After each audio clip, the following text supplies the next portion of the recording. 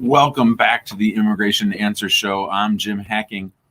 Today is Wednesday, August 30th. It's also the 424th episode of the Immigration Answer Show. I will be here for the next hour on our special 10 a.m. show. Hope you all are doing well. I can't believe there's people in the waiting room. I actually thought usually when we do these early morning ones, there's not a lot of people watching. So I noticed that we have a friend in the waiting room. I'm going to get to her first in just a minute. Very excited about. She said she's got some good news. I suspect I might know what it is, but we'll have to wait and see. Had a great weekend. This weekend was the Festival of Nations, which, for those of you who don't know, in St. Louis, we have an awesome refugee resettlement organization called the International Institute of St. Louis. And the International Institute has been resettling people from war-torn countries for the last 50 years. And they have, Claudia, sorry about that. It's all because of Nora's softball schedule. The International Institute has been helping people come to the United States and stay here. So anywhere there's been a war in the last 50 years, there's a lot of those people here in St. Louis, largely because of the work of the International Institute, including people from Vietnam, Bosnia, Afghanistan, Iraq, Syria, Afghanistan. So a lot of good people have come to the United States and come specifically to St. Louis, which is where our main office is. And they do an event. It's one of the best events of the summer. It's called the Festival of Nations, and there's all kinds of food trucks and stuff. And our marketing team did a really good job. We get a booth every year. We sponsor this. And I worked at it on Saturday with Amani. It was raining, so that was something. And then it cleared up, and we had a lot of people come through. A lot of people were interested. We had games for people and prizes and stuff. So it was a lot of fun. Everyone did a really good job, especially my assistant, Amra, did a really, really good job setting that all up. So that was fun. And then Sunday we left to go to the University of Minnesota to take my son, Ibrahim, to college. So we dropped him off yesterday. We moved him into the dorms on Monday and said goodbye yesterday. And then we came home and watched our daughter play softball. So it was a lot of fun. All right, so that's what's new with me. Let me know what's new with you. Leave us a comment. Let us know where you're watching from. We always love to see where people are watching from. Michael's in Salt Lake, so that's good. It's Tijuana time, 8 a.m. Sorry, Daniel. We do try to do this usually at the end of the day, but we got to mix it up now that the Norinator has softball. So let's see what Rocio has to share. Hello, Rocio. Hi, Jim. I think your guess is correct.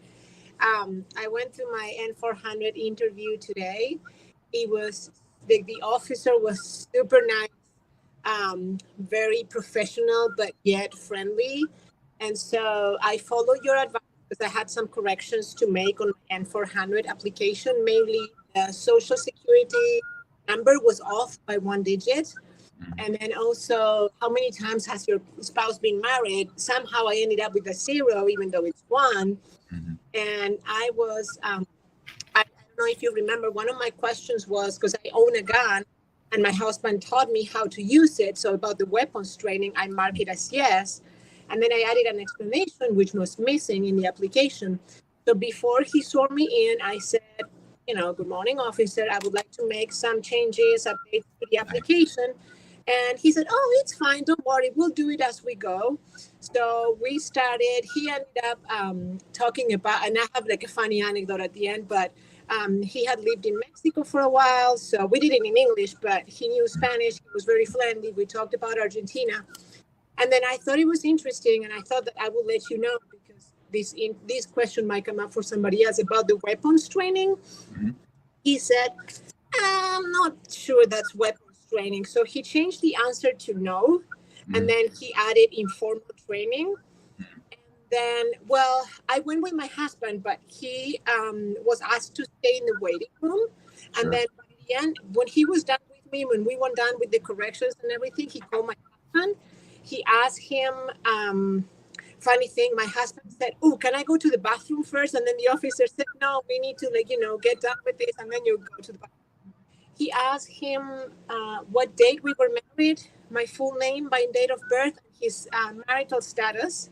And then he said, well, I guess if you don't have any questions, I guess that's it. So he printed off the sheet that says, congratulations, you've been recommended for approval.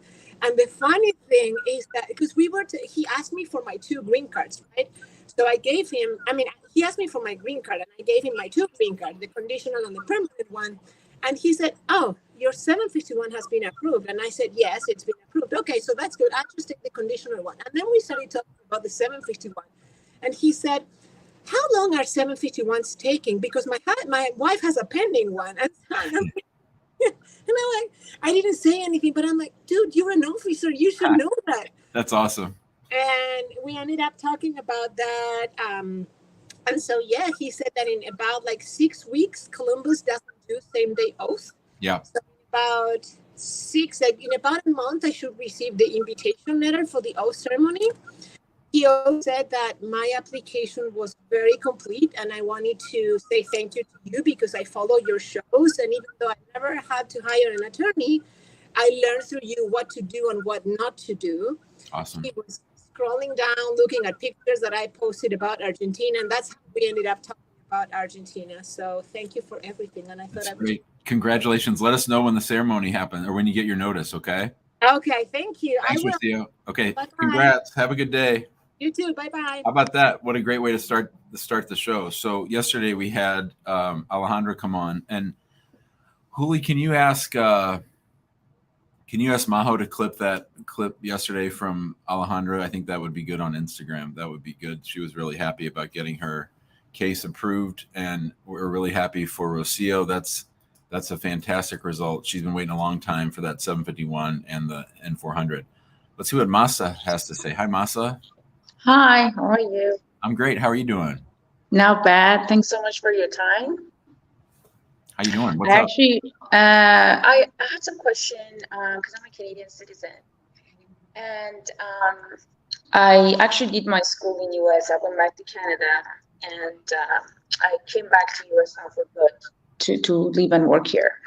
My question is, as a Canadian citizen who's on a TN visa, am I able to start a business here and get my green card through a business that I'm gonna have here? So you're on a TN and you're working for an employer in a TN approved field. You want to start a business and you want to know, can that business self-sponsor me for an H-1B or a green card? Yes. So you can't go from a TN to a green card. You have to have an intermediary. You have to have the H-1B in between. So that's one thing. Okay. So you got to think that through. And as far as the business, so they're pretty suspicious of people that want to have their own company sponsor them for green card. It is possible, but it's tricky and it's complicated. What kind of a business are you going to have? To open up a dental practice. You're a dentist? Yes. Oh, okay. And so is there a shortage of like it? Let's think if the dentist company wasn't well, let's say that you didn't need to sponsor yourself for a green card, right? Mm-hmm. If you were opening up a dentist business while here on your TN, would it be hard for you to find someone to work as a dentist for your company? It's hard to find dentists here, at least in Florida, I know.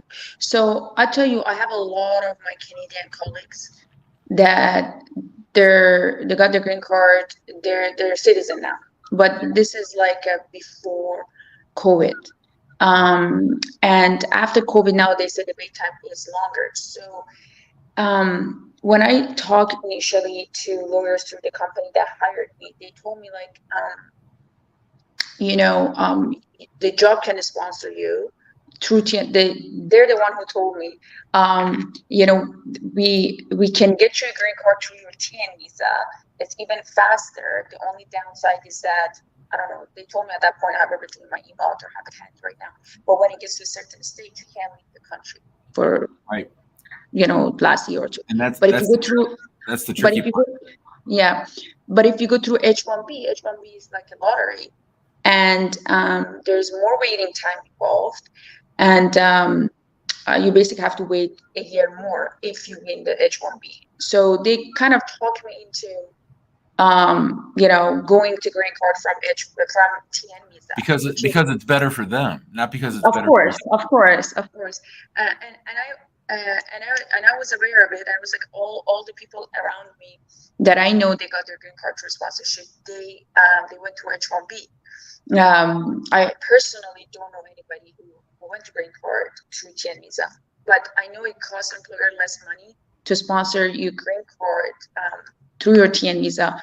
But at this point, the jobs here are a little bit finicky. You know, you go to offices that. Hey, Masa, your microphone keeps shorting in and out. It's not. Sometimes you're very loud. Sometimes you're very quiet. Okay. I have full bar. That's better.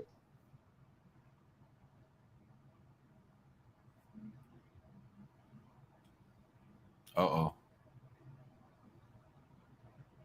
There we go. Can you hear me? Can you hear me? Yeah. Mm-hmm. Okay. So because of the job situation here, I'm just basically thinking of if there's any way I can do this, you know, just buy a practice, existing practice, or start from scratch, and basically have my own practice rather than working for somebody else. And I'm just not sure from legal point of view, can I have a company, like an LLC company, whatever company that, you know, the accountant might recommend to open up like a professional corporation company, and then I work for that company? Do we have that options at all? Can I do such a thing? You can, but like I said, they're very suspicious of it. They're very suspicious of it, and I think you're much more likely. So, if you're asking me to rank the safest things for you to do, if we want to talk about safety and the way to protect immigration status, the number one way is to insist that they sponsor you for an H-1B. I know you have to go through the lottery, but the great thing about the TN is you can stay for years and years, keep renewing your TN until you get selected in the lottery. That's going to be more expensive to them. That is going to take more time.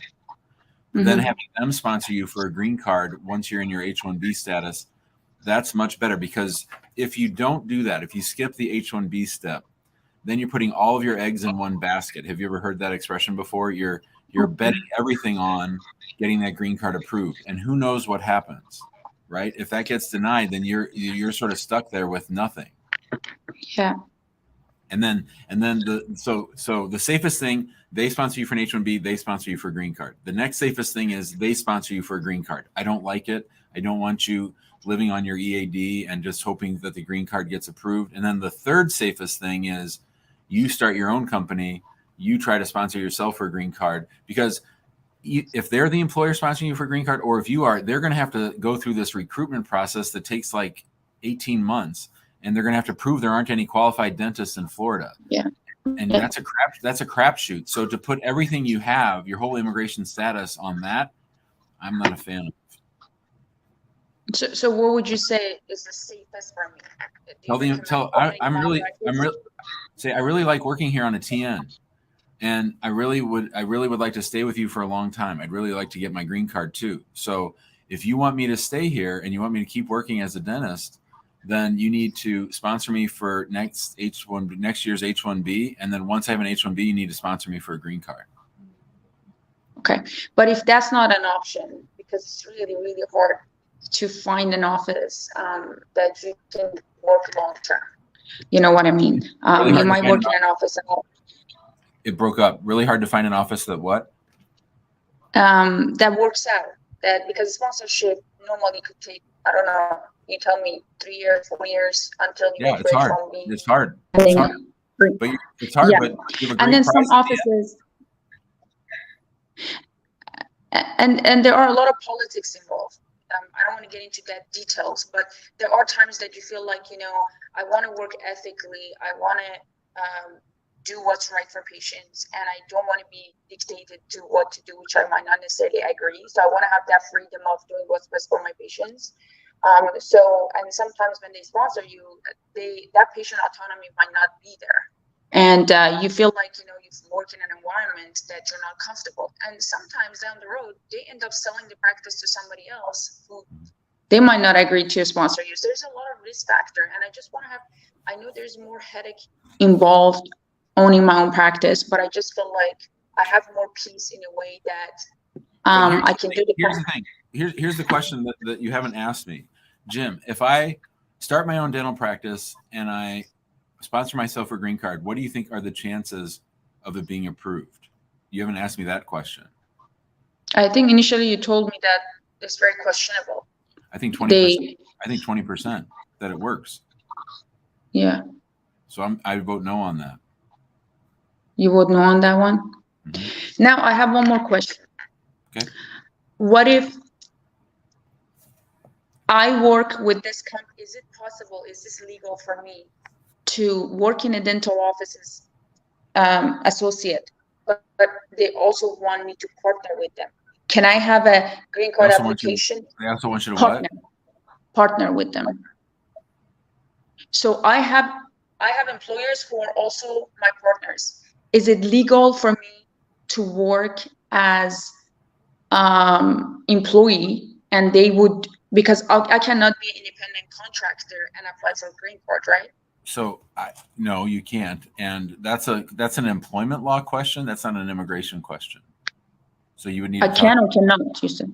You would need to talk whether you can be partners and an employee and all that stuff. That's all for a Florida employment lawyer, not for an immigration lawyer. Okay.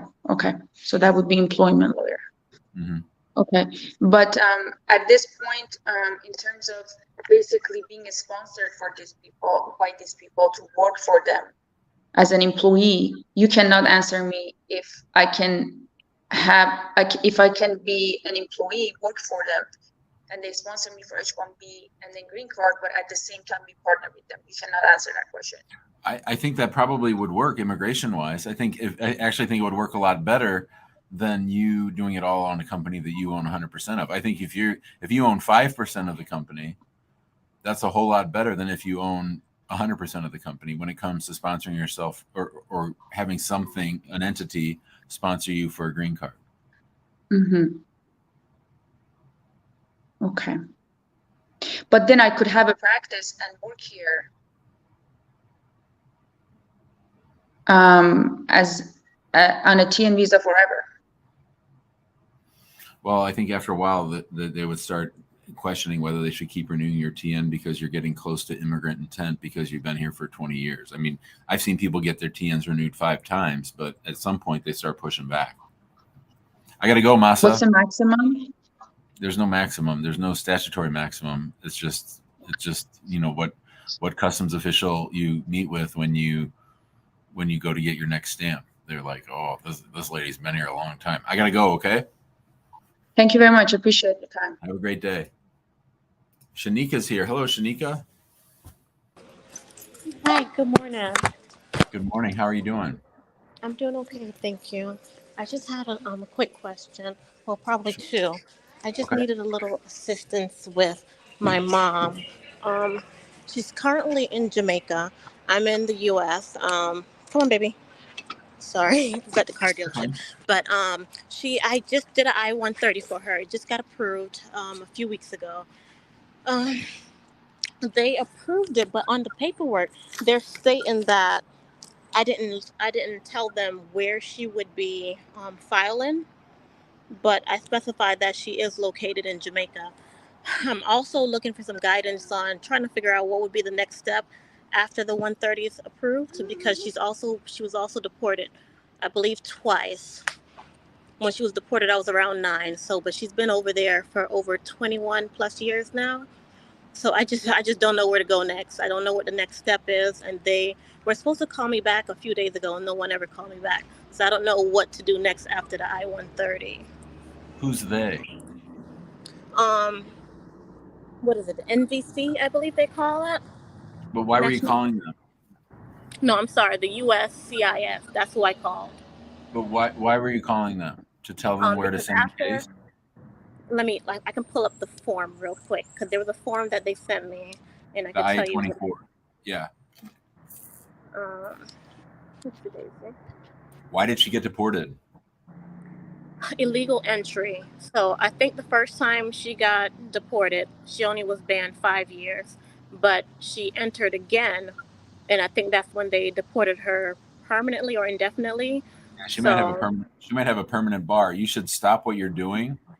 Mm-hmm. Hire an attorney and look at the entire somebody needs to track down her entire immigration file. You shouldn't do anything else. I've done that while I was active duty military. I got her entire file because I went through JAG, and they were able to find everything for me and send to me. But Okay, but it seems like everyone is skeptical about the case, so that's why I did reach out to a lawyer. He gave me a couple steps. He suggested I start with the 130, and then he said I will need to do a 610, and then a 212. 601 and a 212, right? Mm-hmm. Yes, sir. So, and he told me I would need to do that to be my next step. But he said honestly, it's like up in the air whether it would be approved or Well, not. So that's why I just started doing it myself. I think the chances are extremely small, but if you want to send me her file, we could look it over and tell you that for sure. But I think Yeah. most likely she's not coming, but you can keep trying. Okay. Because also on the form, when they said I didn't tell them where she'll be filing from, they said I wasn't sure if they were saying I need an I-485 Well, or that's if she's in the United States. You need to file an the I-20. You need to file an I-24 and I-84. let them know she's overseas. But you might not do any of that stuff until after we look at the file, because I wouldn't do anything else. You need to stop until you figure out whether this is even going to work. Okay. Okay. And where would I need to send that information to? I just reach out via phone? Because I think I did reach out to your office a while back too, but I'm not sure if anyone was willing to take the case. Well, it's probably not a case we would take because I think it's a loser. I don't think your mom's coming to the United States. You enter illegally after being deported. That's usually a permanent bar. But you can, if you have the file, I'd be happy to see why she got deported. If you look at info@hackingimmigrationlaw.com, we can follow up from there. Okay. Okay, I can do that. Alrighty. Thanks, So you said Shanika. Alrighty. Thank you, sir. I appreciate it. Okay, bye-bye. All right. I think I cut her off there at the end, but I think she was going to ask me, do you think this is going to work? But I don't think mom's coming. They don't like it when you sneak back in after being deported. Yarley is here. Hello, Yarley. You're on mute, I think, Yarley. Can you hear me? I can't hear you. Hello? I can't hear you. I'll come back. I think it's that headset. You got to ditch the headset. We'll come back. All right, Danielle's here. Hello, Danielle. Hi, how are you? I'm great. How are you doing? Doing good. I had a few questions. Me and my husband, we applied for the I-130. We recently had our interview in March. After the interview, we got a letter in July stating that our I-130 was approved. But then in August, we got another letter saying that they denied our I-130. They said they denied it, but then they're saying that there was a court case that my husband needed to attend. My husband didn't know anything about it, but apparently it's proceedings to have him removed. Mm-hmm. And then they also sent a notice of administrative closure for his I-485. So we're kind of trying to figure out what to do. That's checked up. So where's your husband from? He's from Uzbekistan. When did he enter the United States? He entered in like 2017 or 2018. What kind of a visa did he have when he entered? He had a student visa, so then he reapplied for an extension for his student visa to study his master's. They denied it. Why? I don't know, actually. Did he ever apply for asylum? He did not. And then, so did he, so when he came to study for his bachelor's degree? Yes. And did he obtain his bachelor's degree? I don't think so.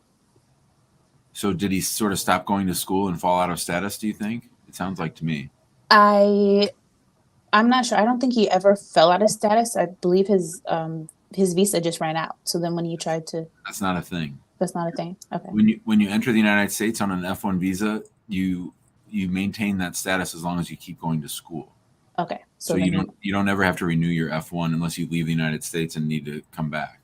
He didn't leave though, so I guess he just didn't stop going to school. It sounds like he fell out of status, yeah, and then he tried to get reinstated by getting his master's, and they denied that, so that makes sense. And then, did you get married after that? Yeah, we got married after that.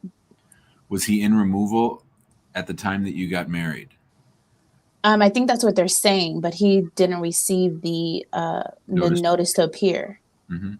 So, but as we sit here today, you think if we had to guess, and we're just guessing, you and me, Danielle, if we had to guess, then he got put in removal when he fell out of status or shortly thereafter.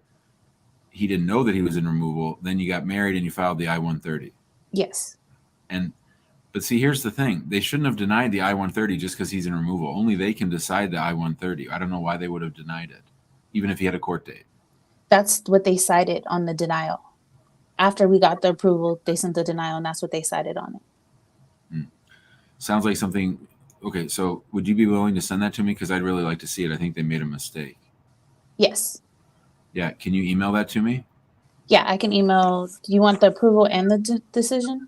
Yeah. Send me everything, those two things that you got, and check with your husband and see if my timeline that I just said to you if that makes sense to him. Let me know if anything else is different. But you can send me the stuff first and then check with him. Okay. Cool. And just email it to your email, info@hacking. Info@. Thank you. Have a good day. Thanks for calling. You too. See ya. Bye. All right. Do you guys do answers in the chat? See, Mab, I usually don't do answers in the chat. I usually just talk to people on camera, and I'm going to go to Jozu. What do you say, Jozu? You're on mute. Yes. Can you hear me now? I got you. All right. So one question I got. So my girlfriend. So I filed for a fiance visa last year in September. I got approved 2 days ago, but she's planning on coming on an I-134A. So she planned on coming because I also filed for her. So I wanted to know if she come on an I-134A, how can I switch, or what can I do for the fiance visa? I-134 is not a way to come to the United States. So it's an app. It's in Parole. It's in Parole, Oh, where's she from? Haiti. You mean I-131, I think is what you mean, not an I-134. I-134. Yeah, I-134. Okay, because I-134 is like an income form. Yeah. So she's gonna try to come on this new program that Biden has for parolees for family reunification. Yes. So what's the question? So if she come, like what can I do for the fiance visa that got approved? If she's paroled in, and I hope if she does, that you'll come back and tell me that she made it and that everything's okay, because then what you'll do is you'll just forget that fiance case and you'll get married, and you'll file an I-130 for her and she'll file a 485. Oh, okay. So I can just forget about the fiance visa and just. I mean, don't withdraw it or anything, but if that's what happens, then I would say call me back. Oh, thank you, David. I-134 is the humanitarian parole. See, everybody knows better than me. Thank you, everybody. We haven't done any humanitarian paroles yet under the new rules, so I'm always learning, even from Josu. So thanks, everybody. That's very helpful. You think an immigration lawyer would know this shit, but sometimes I don't. Yeah. So the best thing would be to drop the fiance visa. Oh, I wouldn't drop it. I would just leave it alone. Like when she comes. Yeah, because once you get married, I mean, that's what you have to do anyway on the fiance visa. So once you get married, then the I-129F is over, and then you just would adjust her based on marriage to.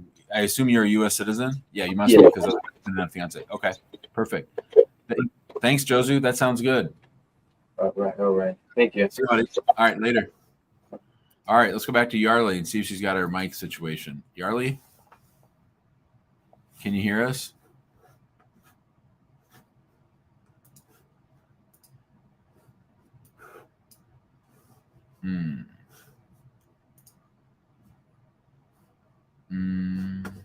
Any luck?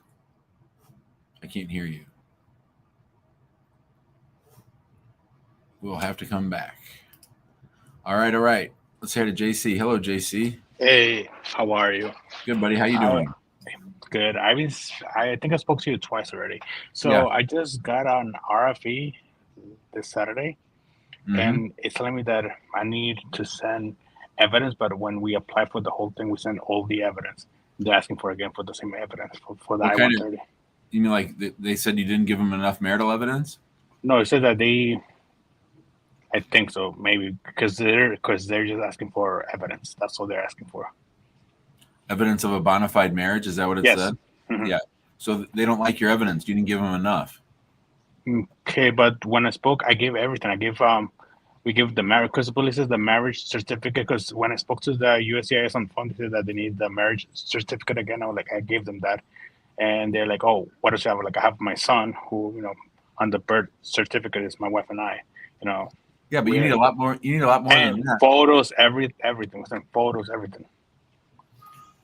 Well, I'd be happy to take a look at the RFE. That's unusual if you feel like you've given them everything. Do you have a copy of everything you sent them? Because it sounds like you didn't send them enough. Maybe you need to do affidavits explaining the relationship. I did that already too.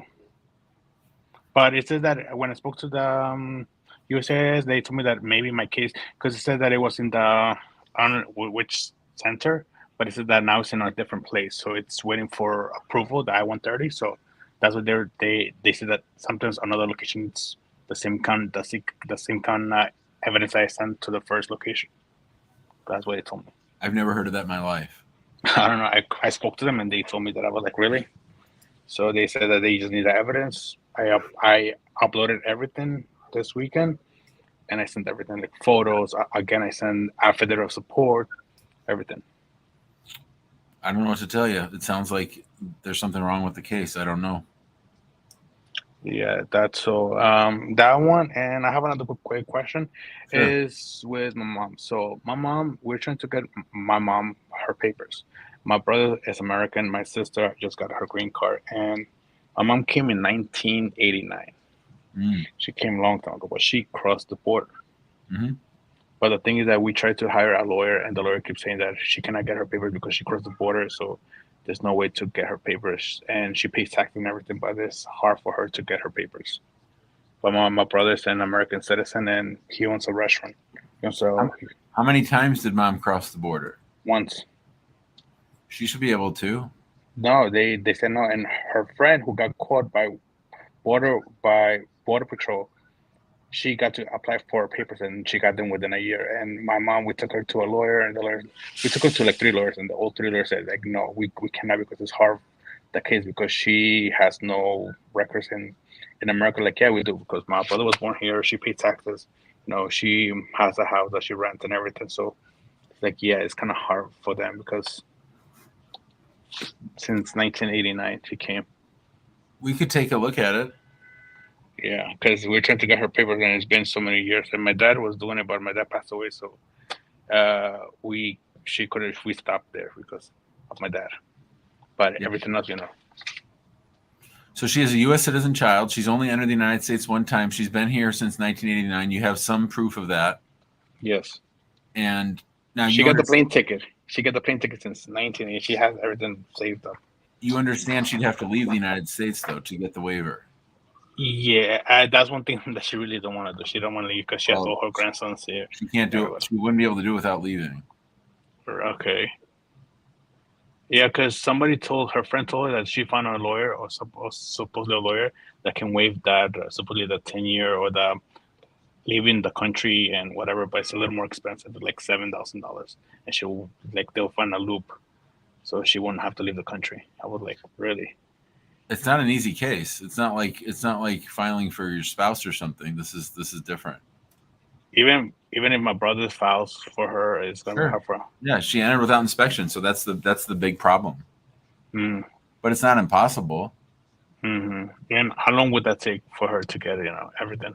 Because the problem is, like, how is it that her friend who got stopped by patrol and everything, she got her papers really fast, and she still stay in the country, and she even had an order of deportation, and her I mean, every case is different, so you can't look at those cases. I don't know. The one reason the lawyers might be saying it is because she doesn't have a qualifying relative, because your father isn't alive, and he can't be a qualifying relative. So that might be why they were saying. But my brother, not if he's an adult. Really? So my brother cannot ask for my mom. He can sponsor for her, but in order to get the waiver, you have to show hardship to a U.S. citizen, and I think that's where the problem is. Okay, perfect. Okay, so I can send you my information and my mom's information. See what? Okay. Let's see what we can do about it. Thanks, JC. Thank you very much. Bye, buddy. All right, everybody. So we're at the 35-minute mark. Hope you all are doing well. Hope all is well. It's been a fun show so far. We're going to try to get to some more questions and answers. If you haven't, leave us a comment. Let us know what's going on. Let us know what's up with you, what's going on in your world immigration wise. If you have a minute and could leave us a review at reviewhackinglaw.com, we would appreciate it. That would make a big difference for us. I'm going to get back to the calls and talk to Olu. Hello, Olu.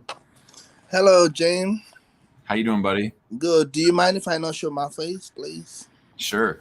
Thank you. I'm a first-time caller, but I've been watching your show for about 2 years now. So I'm really excited to talk to you. And I want to say thank you for the good work you do for all immigrants. Really Sure. appreciate it. So I got a very bad news yesterday from USCIS. But before I go into details, I want to give you a little background. So I filed for Vawa in 2019. Well, no, you gotta go back. You gotta go back further than that. Where are you from, and when did you enter? Okay, I'm from Nigeria. I entered in 2017. I came in with a B1, B2 visa, and I got married to a U.S. citizen. And the marriage didn't work out, so I filed for Vawa in 2019. Okay. So fast forward to 2020, I also filed for I-485, but my I-485, I used a pro bono organization. I don't want to mention the name. It's a popular charity. So they're the ones dealing with my I-485. So I was handling my Vawa myself. So I got two RFEs for my Vawa. The first one was for background check, FBI background check. I overcame that. I submitted the background check to them. Then the second time was for my divorce decree from Nigeria. They had a problem with my divorce decree. So I got another one, which was more genuine. I mean, which was the genuine one. I got it from Nigeria. How do you know? How do you know it's genuine? Because it showed up Nigeria, and there's an online portal for this decrees. So it showed up, and they actually accepted it. They approved it. I'm talking about USCIS now. Okay. So after I submitted that response to RFE, they approved my Vawa. So I was really happy, excited, and the other pro bono organization was handling my I-485. So I think I skipped one part there. When my Vawa was approved, they tried to send me an EAD with an approval notice. Unfortunately, I'd changed address, and I'd sent them numerous letters talking about USCIS. I sent them a lot of letters saying I've changed my address. Could you please update my address? And they never did. They didn't respond. The only time they responded was when they resent all those documents again to the same old address, and it went back to them. They said, "Oh, we couldn't reach you. We're going to destroy your card and all that stuff." So I was so worried. I was concerned, and I spoke to an attorney about it. The attorney said, "Don't worry about it. As long as your I-485 is pending, it's fine. Don't worry about it." So I didn't worry about it. I just left it. So fast forward to this year, I got an RFE through that pro bono organization asking for my medical. So I did the medical. We sent it to them. And to our surprise, they still told me to come for an interview. And normally when they send an RFE for medical like that, it's usually an indication that they're going to waive the interview. No, not on a male Vawa case from Nigeria with a questionable divorce certificate. That's not true. Oh, really? Okay. Well, the questionable certificate was with the Vawa, not I-485. Everything's fair game. Everything's fair game. I just had a guy. I've seen 2 denial notices of naturalization this week.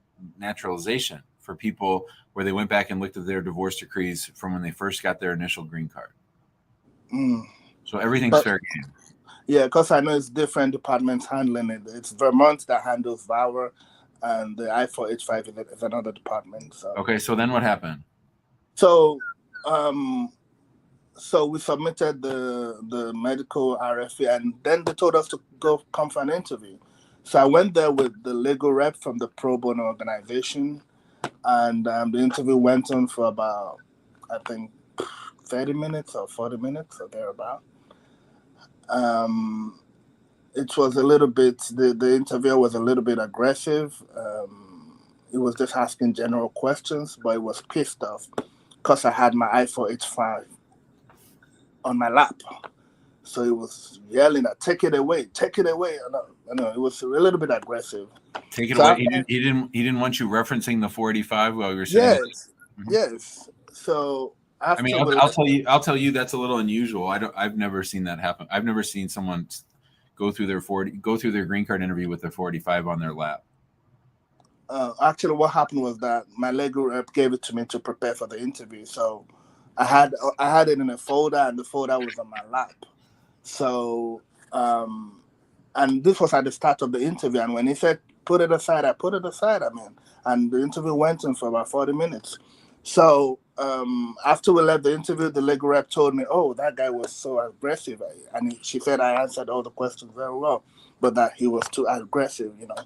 So that went, and to my surprise, yesterday I checked the USCIS. Oh, something happened to Olu. Okay. Can you hear me? You checked the online portal yesterday, and what? The 45 got denied? Yes.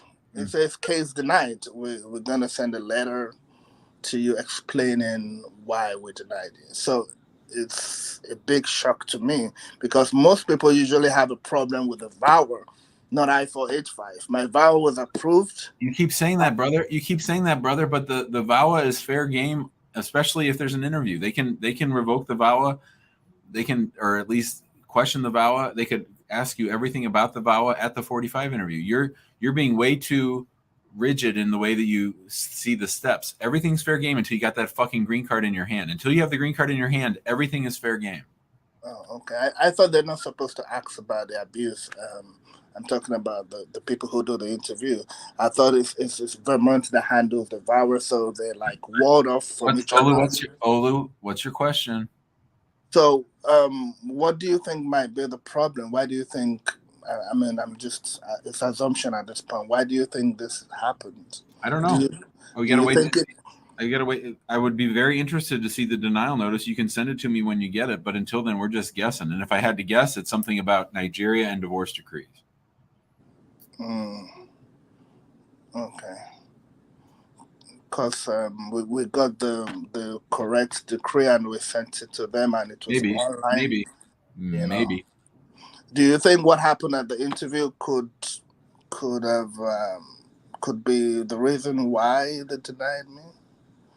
I mean, again, we're just guessing, and I don't really like to guess. I don't like to borrow trouble, but I guess we do know there's a denial notice coming, but I wouldn't say it like that. I would say that this officer had concerns about your case and went after you aggressively because they had concerns about your case. Does that make sense?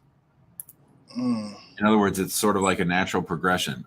I don't like this case. I'm going to do what I can to knock this guy off and see if I can get his case denied. Because prior to the interview, my legal rep was saying maybe they had an issue with the decree. So she said, let's go to the interview and hear what they're going to say. But to our surprise, they never even talked about the decree. It wasn't. Yeah, they do that sometimes. We've seen denials where the topic that served as the basis of denial was not discussed at the interview. That's one of their dirty tricks. Wow. Yeah, but Olu, when you get it, send it to me, okay? And I'll take a look at it. Okay. And normally when the case gets denied, what is usually the next step? Is it an appeal? Or you refile. Oh, refile. Okay. But with Vawa, there's a deadline for refiling. I don't know if you're aware of that. Yeah, but they do what they want, man. I got to go, Olu. All right. Thank you, Jim. Bye, buddy. Yep, you got it. All right. Teen's here. Hello, Teen. Hello, Jim. How you doing? I'm great. How are you? Good. I have great news. So, last week, Tim prepared my wife for the mock interview. So, on Monday, my wife had her interview in New Orleans, USCIS. So, she passed. So, yes, now we're waiting for the Now I just received the oath letter on the 21st of the ninth. So she will be a citizen. So good news. It's great. It's great. That's good news. Yes, I That's want to great tell you news. that. Yes. Thank you so much. So Yeah, Tim, 15. you felt like Tim did a good job? Yeah, Tim did a good job, and all the legal team. So yes, well prepared. So yes. Just so everybody knows, Teen has been watching the show, and we've been talking for a really long time, and he's one of my favorite people. So I'm very happy everything worked out. Yes, thank you, Jim, and appreciate it. You All got right, it. buddy.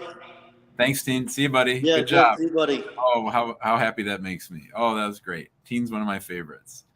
All right. Let's say hi to Asfar. Hello, Asfar. Hey there, Jim, how you doing? I'm great. All right. So just to give you my citizenship interview experience in a very short minute.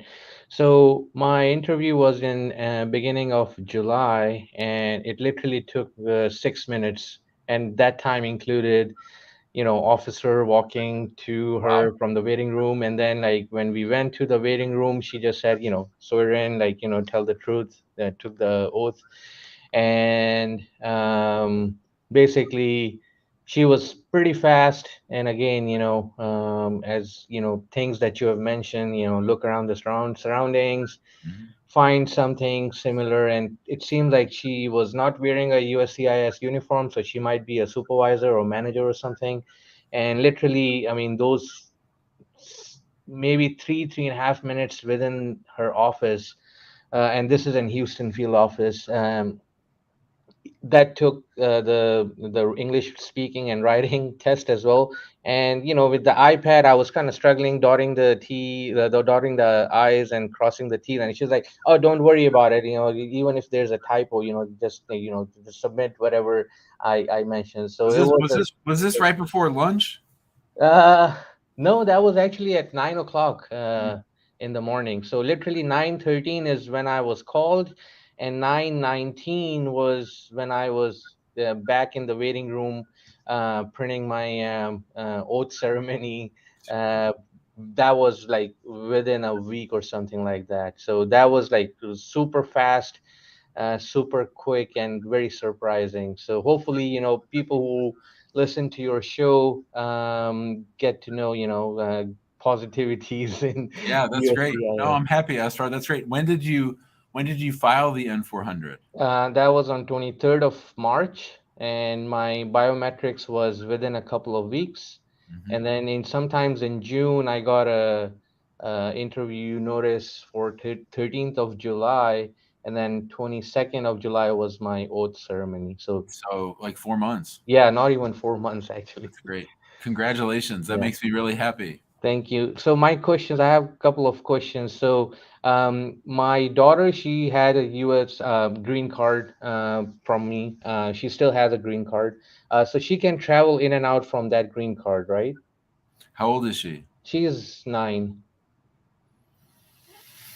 Uh, that's a great question that no one has ever asked me because she's a citizen right now. Yeah, I think they call citizen by derivative. So Mm-hmm. we have already applied for N600, but I mean, it's taking, as per USCIS, like 8.5 months, but who knows how long it's gonna take. So if we don't get her, and we applied on 24th of July, just right after, I got my citizenship What about naturalization. what about applying for a passport for her? Because you don't have to wait for the N600 to do that. We were thinking about it, so I just got my passport back, and but I'm still waiting for my naturalization certificate to be mailed back. So Right. that's also one of the options that we are thinking, to get me and my wife's naturalization certificate and apply for my daughter's U.S. passport. But I was, making sure. Uh, so, for example, if we have this N600 already applied, can we travel or on a green card? So that's one of the thing I was like, That's a I'm great not question. sure. That's a great question. I would probably say I would avoid it if you can. Yeah. I would say, I mean, you're probably going to need the naturalization certificate for her passport. I would also say that it's probably going to be fine. Like if you bring everything with you, like your naturalization certificate, your receipt on your N600, I think it'd be fine. Okay. So my second question would be for N600, since my daughter is 9 year old, does she has to go through biometrics? Because the notice says that we will arrange a biometrics and then we will process. So I don't know if No, it's just a no biometrics. predefined. No biometrics under 14. Okay, okay. All right. And my last question is, since I'll be filing, no, the whole I-130, 485, and all that stuff for my mother, do you think, and I think 1st of October is when the USCIS fiscal year starts. So do you think uh, people should wait until the new fiscal year starts, or it doesn't really matter? You don't have to worry about that because there are an unlimited number of visas available for moms of U.S. citizens. So you don't need to worry about the visa bulletin or any of that stuff. You just need to get it on file. Okay, and the 60 or the 90-day rule that still applies, or it's in the gray area? No, I wouldn't apply less than 60 days after she arrives in the United States. Okay, all right. All right, thank you so much, Jim. Good job, Asfar. Keep it up. You're doing great. Bye. Bye, buddy. All right, let's say hi to Gia. Hello, Gia. Are you there? You're on mute. Oh, sorry. Hi, how are you? I'm great. How are you doing? I'm doing great. I have contacted, I had a video chat with you like 4 months ago, and my case was basically that I have filed the petition for my husband and it was approved, and then our case was forwarded to NVC, and now the only document we are missing is like the domicile, the proof of domicile. So that's the thing we need to submit to NVC to move our case process. And you told me to visit USA and gather some evidence. Yeah. So now, yeah, so I have planned to travel to USA like next month, end of September. But I want to ask, like, how many proofs and what kind of proof would be enough to prove my domicile? So I have a whole video on this where I laid out all my thoughts. You don't need a ton, but I would say you need a place to live. You need an updated driver's license with that address. You need to maybe open up some joint accounts. I'd open up a joint bank account in both your names if you can. I would start having some mail come to that address. You need to have like what you want to have is a place where you're pointing the ship to. So we have a plan. We know that we're going to live in Poughkeepsie, New York, and we're going to have this apartment there, or we're going to stay with my mom and dad, or whatever it is, that everything's sort of pointing in that direction. Okay. So the last time I asked you, you said that opening a bank account or getting like a library card that would be um like enough to prove the domicile. But let's say if I like go to USA, but then because I was planning to go to USA for like a month or so to get like the possible evidence. But is it like required to get like a rental house or probably like buy a property there? Say it again. I'm sorry. So I was asking, like, is it like necessary to get like a property there? Yeah, that's the most important thing. You don't have to buy a building, you don't have to sign a lease, but you have to have Okay, so laid the groundwork for this.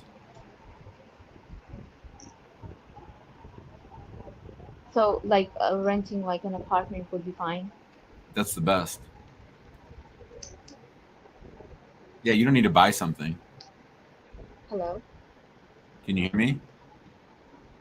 Okay, no, I wasn't asking like on, yeah, I can hear you. I wasn't asking on like buying it. I was just asking like, would it be fine to like rent like a one-room apartment Yeah. for now Yeah, I'm saying that's till we fine. like move there? Yeah. Okay, and then other than that, like opening bank account, because I don't have like a driving license, because when I moved to Pakistan, I was like under 16 and I wasn't driving at that time, and then Well, I didn't have a chance to you go need to get back, and then you need to get a state ID at the least. a driver's license is better, but a state ID for that where you're going to live, or at least in the state, that's important. Okay.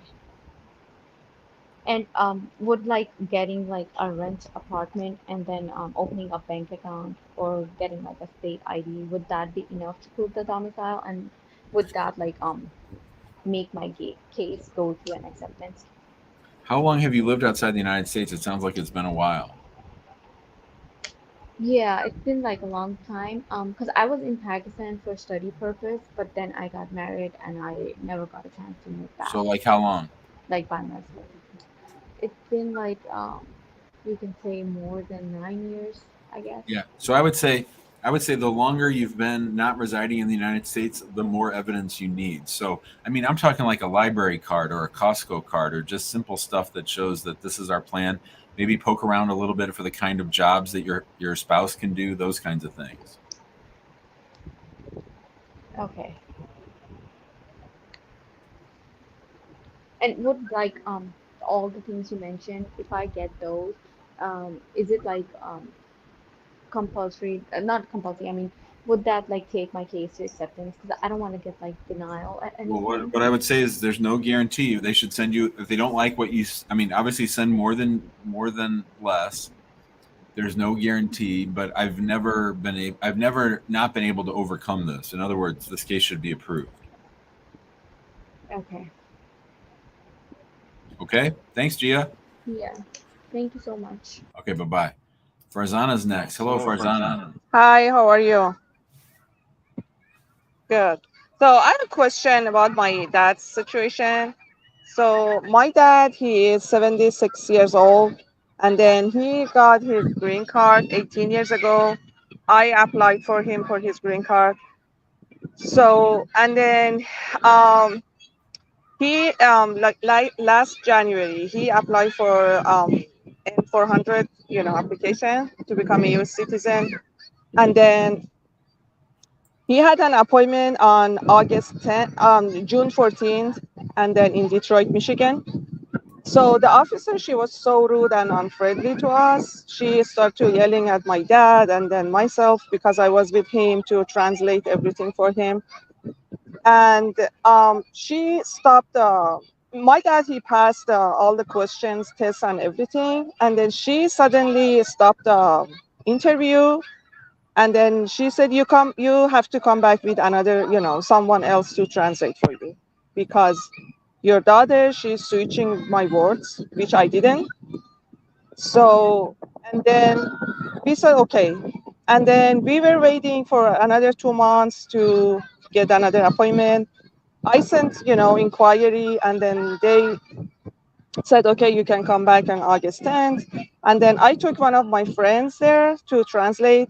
And then she said, nope, I have someone over the phone, they can translate for you.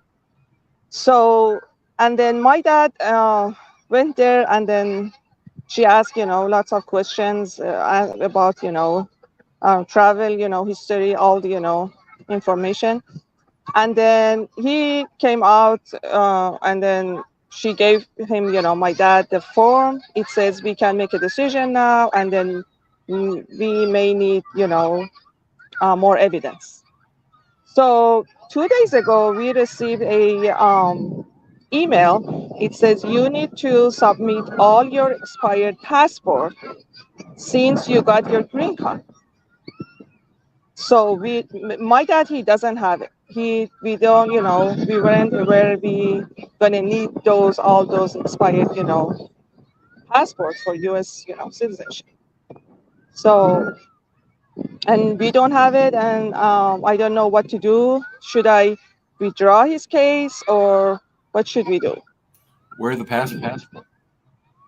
He didn't. I don't know. He said I didn't, keep them. I just shredded them because why should I, keep the password, the expired password?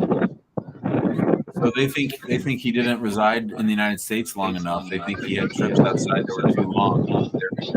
It's your burden to show the United States enough to establish his residency for purposes of citizenship. So I think this is a big problem.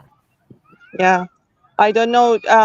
Do you think that if we draw the application is going to be a good choice? Or I don't know. I mean, does he have lots of trips? he did, yes, but yeah. Well, so he has to show 5 years. But why they asked 2005 when he became a when he got his green card? They said you have to give us all your passport since you got your green card. They don't think he's been living here. You do now. I can't tell you. I'm not your lawyer. I don't know. I'd have to look at everything. I'm not going to tell you to withdraw it because it might be winnable. I don't know. Yeah.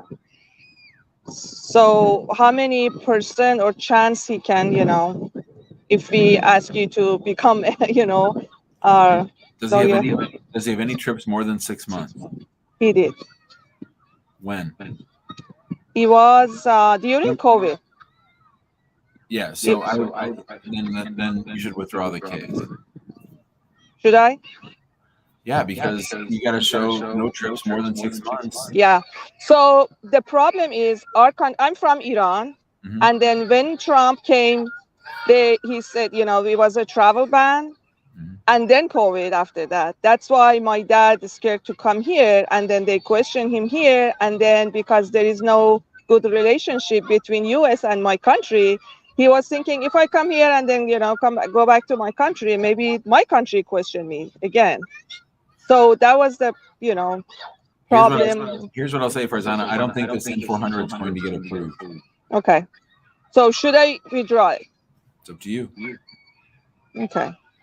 So do you think they're going to withdraw it, or they're going to give us, ask us? Yeah, I would withdraw it, and then they should let you withdraw it. Okay. Thanks so much. Bye, Farzana. Thank you. I appreciate it. All right, everybody. That'll do it for today's show. That will do it for today's show. Yarley's bummed out. Sorry, Yarley. I had to get to another meeting. Can you come back tomorrow? What time's the show tomorrow? 3 o'clock Central. 3 p.m. Central. Yarley, if you're here in the waiting room at 2:55, I will put you on first tomorrow. I'm sorry, I got to go. Hopefully your connection will be better. To get that waiting room link, text the word show to 314-470-3300. Thanks, everybody, for joining us early. We'll be back tomorrow at 3 p.m. Central, 3 p.m. for episode 424 of the Immigration Answers Show. Thanks, everybody. Thank you, Huli, for helping out, and everybody.